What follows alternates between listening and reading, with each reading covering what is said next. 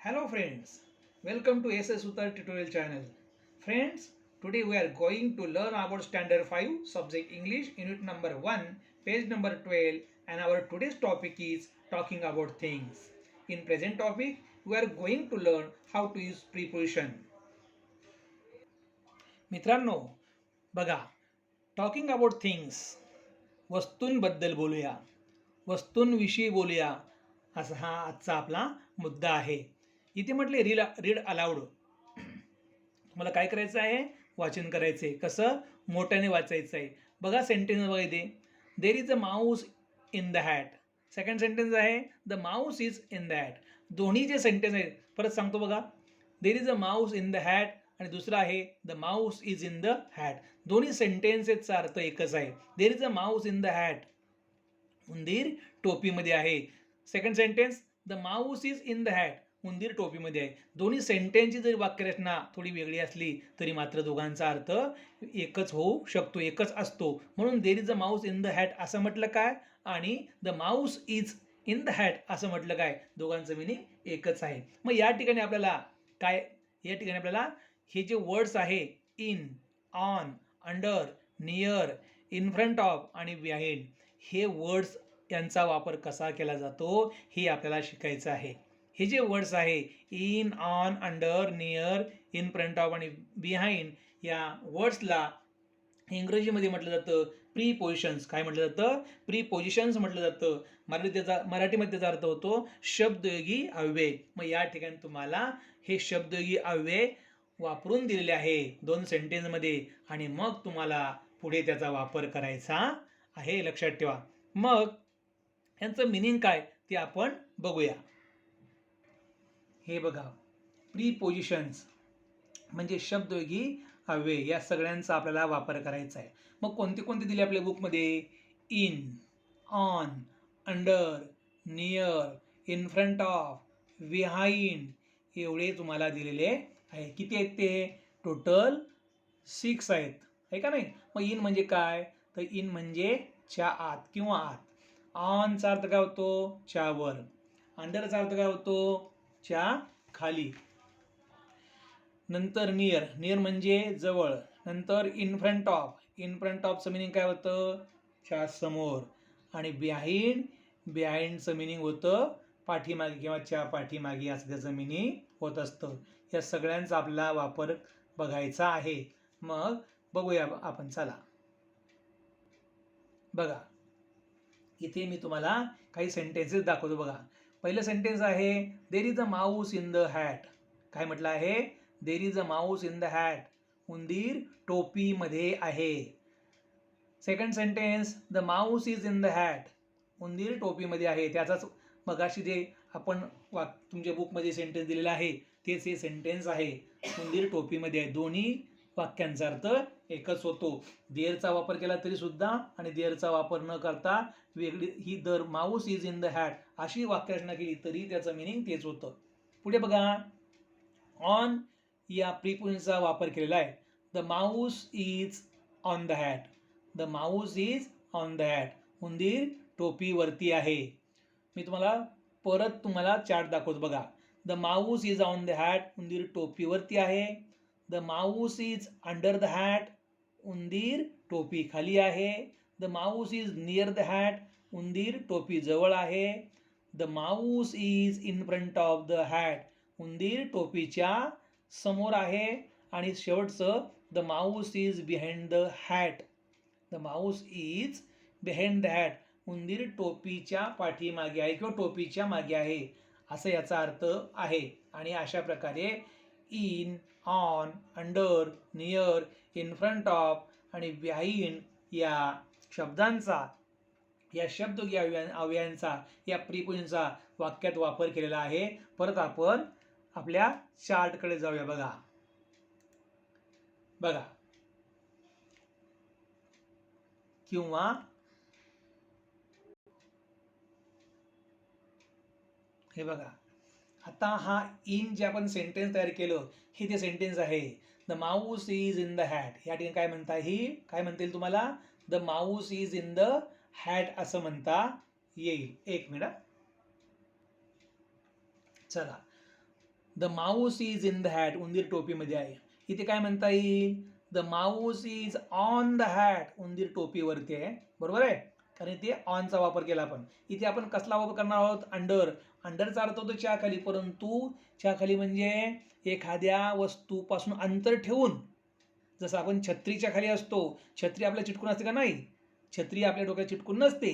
तर आपण छत्रीखाली ज्याप्रमाणे असतो किंवा बसतो त्याप्रमाणे तेव्हा अंडरचा वापर होत असतो. अंडर म्हणजे खाली परंतु वस्तूला चिटकून नाही. आणि म्हणून इथे बघा अंडर, तर इथे काय म्हणतील आपल्याला, Mouse is the mouse is under the hat. The mouse is under the hat, उंदीर टोपी खाली आहे. पुढं बघा, इथे बघा,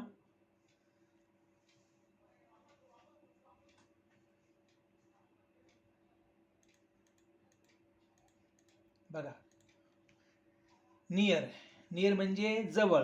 नियर म्हणजे जवळ. मग काय म्हणता येईल, the mouse is near the hat. The mouse is near the hat, उंदीर टोपी जवळ आहे. इथे इन फ्रंट ऑफ म्हणजे काय, च्या समोर. मग कसं म्हणतील ते, the mouse is in front of the hat. काय म्हणता येईल, the mouse is in front of the hat, उंदीर टोपी समोर आहे. पुढे बघा, बिहाइंड. बिहाइंड म्हणजे पाठीमागे. मग इथे कसं म्हणाल तुम्ही, the mouse is behind the hat.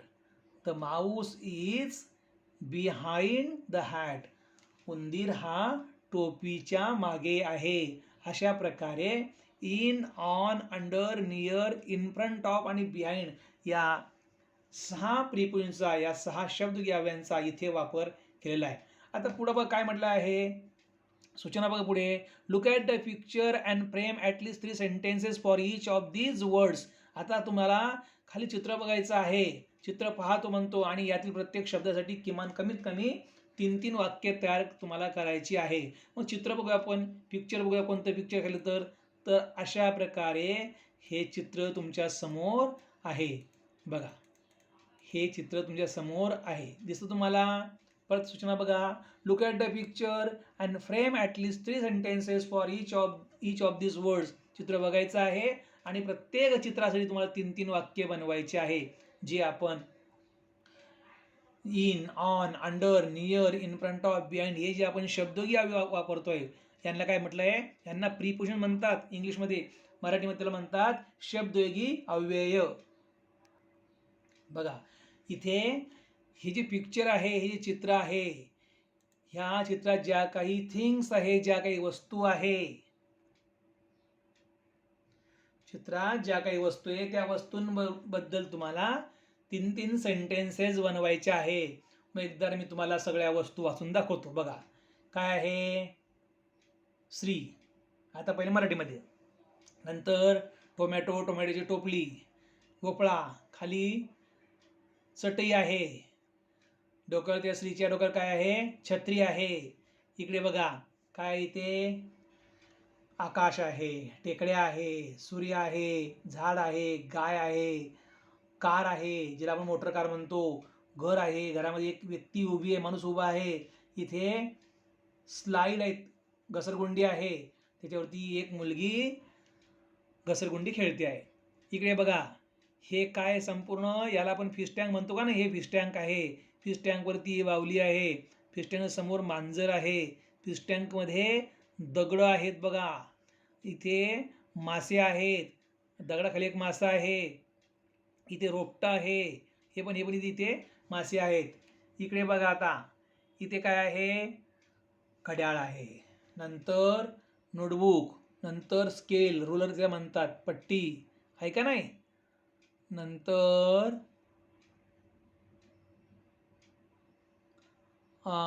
चष्मा, स्पेक्टॅकल, नंतर इथे हा पॉट आहे पेन पेन्सिल ठेवण्याचा, आहे का नाही, हा पॉट आहे. नंतर इथे बघा पेन्सिल आहे, पेन आहे, एवढ्या वस्तू या ठिकाणी आहे. आणि या सगळ्या वस्तूंबद्दल आपल्याला लिहायचं आहे. In, on, under, near, in front of, behind या 6 शब्दयोगी अव्ययांचा आपल्याला वापर करायचा आहे. बघूया आपण आता याच्यावरती सेंटेन्सेस. चला, पहिलं प्रिपोजिशन आहे इन. इन म्हणजे आत किंवाच्या आत. बघा इथे इनचा वापर करून दाखवलेला आहे. टोमॅटोज, बघा tomatoes are in a basket. Tomatoes are in a basket. Tomato कुठं आहे? बास्केटमध्ये आहे. Pencil is in a pot. Pencil पॉटमध्ये आहे. Fish is in a fish tank. मासे कुठे आहे? फिश टँकमध्ये. Stones are in a fish tank. दगड फिश टँकमध्ये आहे.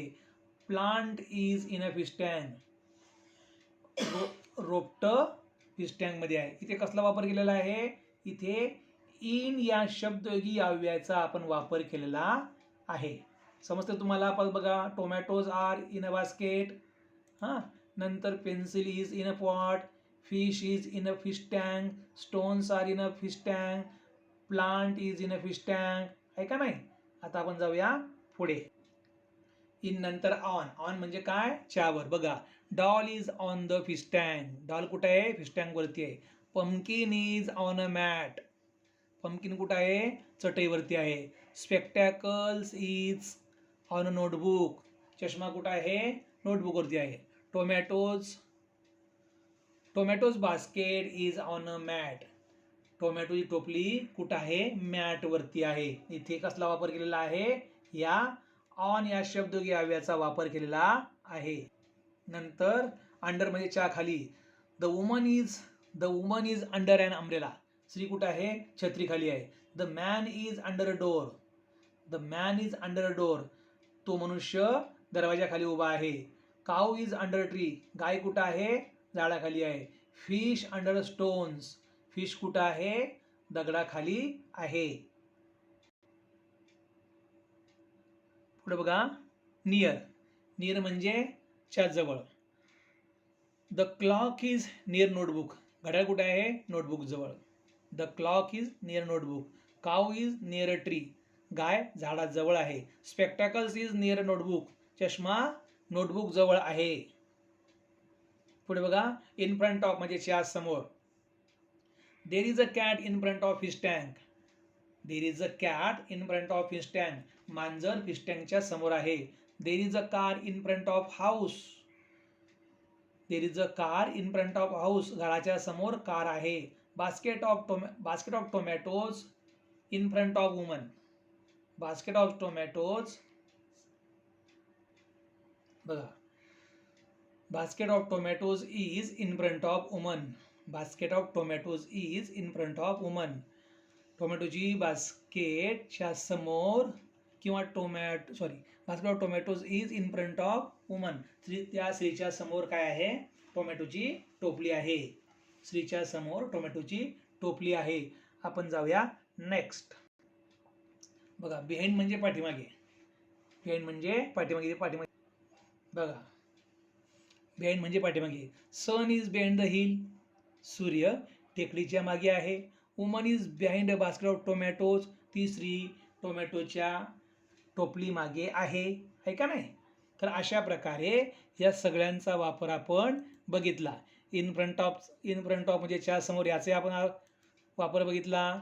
नंतर आपण अंडर हे बघितलं. ऑन बघितलं आपण. इन बघितलं. आणि ह्या पिक्चरप्रमाणे आपण हे सगळं बघत आहोत. आता आपण जाऊया पुढे.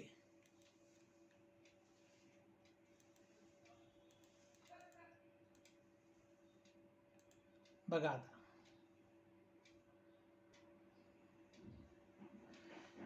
आता, काय म्हटले ते?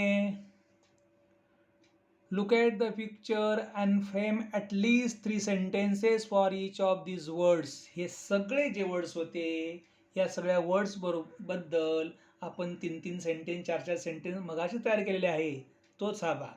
आपण एक पिक्चर लेट बघतो आहे किंवा उशिरा बघतो आहे, परंतु आपण जे सेंटेन्स तयार केले त्या सगळ्यांचा आपण वापर केला. बघा, ट्री आहे का नाही? ट्री, नंतर स्काय, नंतर सन, हिल्स, हां, इथे ही गर्ल आहे, मुलगी आहे, स्लाईड आहे. नंतर मॅन, कार, काऊ. हां, इकडे बघा अम्ब्रेला, इकडे टोमॅटोज, मॅट. हां, नंतर पंपकिन, इथे डॉल, इथे फिश टँक, ही कॅट. हां, या ठिकाणी हे फिश, हे स्टोन्स बघा, फिश, स्टोन्स, प्लांट आहे का नाही, हे प्लांट आहे. हां, इकडे स्केल, स्पेक्टॅकल, नंतर नोटबुक, क्लॉक, पेन्सिल, पॉट याबद्दलचे आपण ते सगळे सेंटेन्स तयार केले आहे. हां, आपण सगळे सेंटेन्स तयार केले आहे. इथे म्हटलं आपण the sun is behind the hill आहे का नाही, the sun is behind the hill. Sun कुठं आहे, टेकडीच्या मागे आहे. अशा प्रकारे आपण याच्यावरती मगाशी जे काही हे बघा हे सेंटेन्स आपण इथे आपण तयार केलं. नियर, नंतर इकडे बघा बिहाइंड पाठीमागे, in front of, near, under म्हणजे च्या खाली, ऑन म्हणजे च्या वर, इन म्हणजे आत. आणि हे सगळे सेंटेन्स आपण तयार केलेले आहे. तर अशा प्रकारे आपण इथे आता थांबूया.